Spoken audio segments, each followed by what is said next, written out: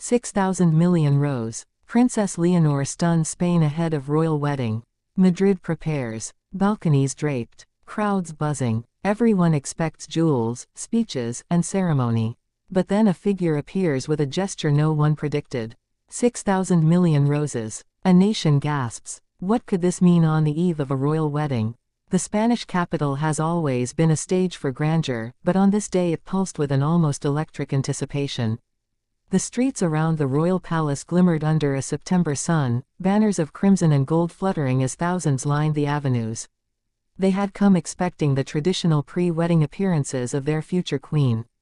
What they received instead was something no protocol manual could have prepared them for. Princess Leonor, poised as ever, stepped out onto the palace balcony wearing a soft, understated gown, not the jeweled regalia many had envisioned. In her hands she held a single rose, a delicate bloom whose scent carried across the crowd. Then, as cameras rolled and news feeds erupted, truck after truck arrived in the plaza below, each spilling an avalanche of roses. 6,000 million roses, a mountain of blossoms carpeting Madrid's heart, surrounding the palace steps in a sea of crimson and white. To the world's press, it was an image to be replayed endlessly, the future queen amid a tide of flowers. But to those watching closely, it was more than spectacle. It was a message crafted with layers of history, symbolism, and emotional resonance. Where had these roses come from? Why this number? Why now? Curiosity bloomed as quickly as the petals underfoot. Spanish historians were quick to point out that roses have long symbolized love and unity in Spain's royal ceremonies. Yet the sheer scale, 6,000 million, spoke to something new, something bolder. Was it a tribute to the people? A quiet defiance of rigid tradition? Or a personal statement before a wedding that already carried the weight of two monarchies? Leonor has always straddled the line between public duty and personal authenticity. Her speeches as Princess of Asturias emphasized service and inclusion. Her military training underscored discipline and responsibility. But this act, this astonishing floral offering, was different. It was romantic and national, ceremonial and spontaneous.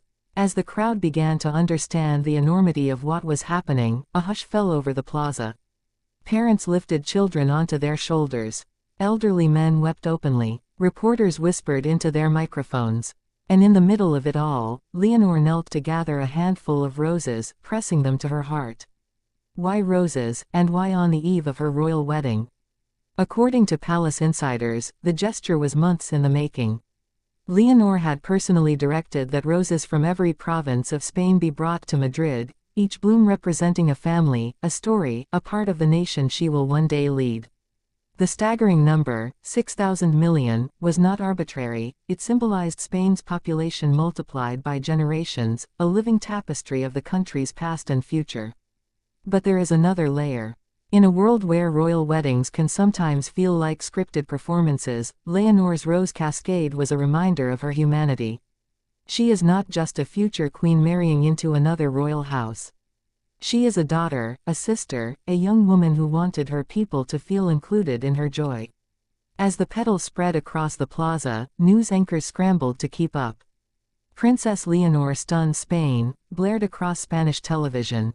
A royal gesture for the ages, read the British tabloids. In Denmark, commentators marveled at the symbolism, seeing in it a sign of how Leonor might bring Spanish warmth into the cool elegance of Danish court life. Behind the scenes, however, tension brewed. Some traditionalists in the royal household worried that the gesture overshadowed the solemnity of the upcoming wedding. Others feared it set expectations for future public acts too high. Yet among ordinary Spaniards, the act resonated deeply. Social media lit up with images of roses tucked into hair, pinned to lapels, scattered on sidewalks. The country felt, for a moment, united not just by ceremony but by beauty. And then came the quietest moment of all. After the last truck had emptied its cargo, Leonor walked down the palace steps into the sea of roses. Without security fanfare, she picked up a single bloom from the ground and handed it to a child in the crowd. Cameras caught the child's stunned expression as the princess knelt to her level and whispered something no microphone captured. That image, the future queen on her knees in a field of roses, traveled farther and faster than any official portrait. The curiosity loop deepens. What will the wedding itself look like now? How will this prelude shape expectations? Will the ceremony be steeped in centuries-old ritual, or will Leonor and her fiancé carve out something new? Will roses feature prominently, or will another surprise await? Every answer seems to lead to another question. Why has Leonor chosen to make these gestures at pivotal moments? Is she crafting a new template for monarchy in a world hungry for authenticity? How will her husband-to-be, himself raised under royal scrutiny, adapt to a consort who moves so deftly between tradition and innovation? As historians noted that evening, Spain has seen its share of royal pageantry, coronations, weddings, abdications. But few events have so perfectly captured a nation's imagination as this tide of roses. It was not a coronation, not yet a wedding, but a bridge between the two, a living emblem of transition, of commitment, of shared destiny. The sun began to set, casting a golden glow over the plaza. Volunteers moved among the crowd, handing out small bundles of the roses for people to take home. The air was heavy with perfume and possibility. Inside the palace, Leonor reportedly stood at a window watching as the crowd slowly dispersed, petals clinging to their shoes and clothes like memories. What did she think as she watched? Was she nervous about the wedding, relieved at the success of her gesture, overwhelmed by the emotion she had unleashed? We cannot know. But we do know this: she had, in one breathtaking act, shifted the narrative. The royal wedding was no longer just a union of two people or two houses. It had become a moment of national participation, of collective celebration, of unexpected intimacy between monarch and people.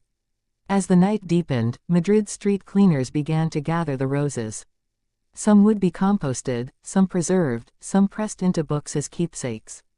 Yet the story of the roses will linger far longer than their petals. It will be told and retold as the moment when a future queen showed that even in the most formal of worlds, symbolism can still be powerful, fresh, and deeply human. And so, as we look ahead to the royal wedding, the curiosity remains. What vows will be spoken, what traditions upheld, what surprises still hidden? Will Leonor's marriage mark the start of a new era for Spain's monarchy, one in which gestures like this are not exceptions but hallmarks? For now, we hold the image: a young woman standing above a sea of roses, reaching out to her people, and in doing so, reshaping the story of her own future. Madrid prepares. Balconies draped. Crowds buzzing. Everyone expects jewels, speeches, and ceremony. And then, 6,000 million roses. A nation gasps. A story begins.